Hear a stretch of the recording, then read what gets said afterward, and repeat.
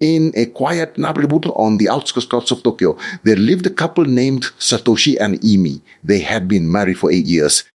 And though they once dreamed of having children, the high cost of living and the pressure of daily life had slowed that dream into a gentle maybe someday.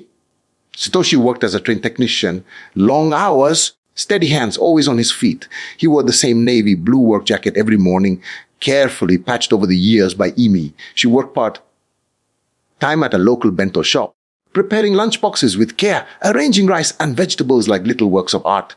Their apartment was small, just 2 rooms, really, but it was clean and full of love. On the windowsill, Imi kept a few potted plants that she talked to while watering. "Good morning, Bezu-chan," she'd say with a smile. "You're growing strong today." They weren't rich, but every yen was counted carefully. Each night, they'd sit at their low table, tallying bills with a calculator and steaming cups of tea. Rent, groceries, utilities. Tokyo didn't give them much breathing room. Sometimes, on quieter nights, Mai would softly say, "Do you ever think about it, having a child?" Satoshi would pause. "Of course I do," he'd answer, "but I want to be sure we can give them a good life. Not just food and clothes. I want time. I want peace. You deserve that too."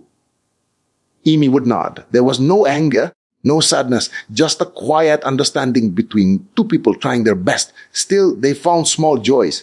On Sundays, they'd walk hand in hand to the park, sipping canned coffee from the vending machines.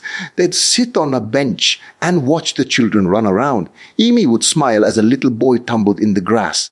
"That was you as a child," she'd tease.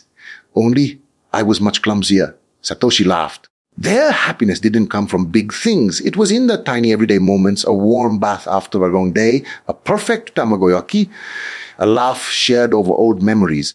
And even in their struggles, there was love woven into everything, like the threads in the jackets Ima mended one rainy evening. As they sat listening to the droplets tap the windows, Ami reached for Satoshi's hand.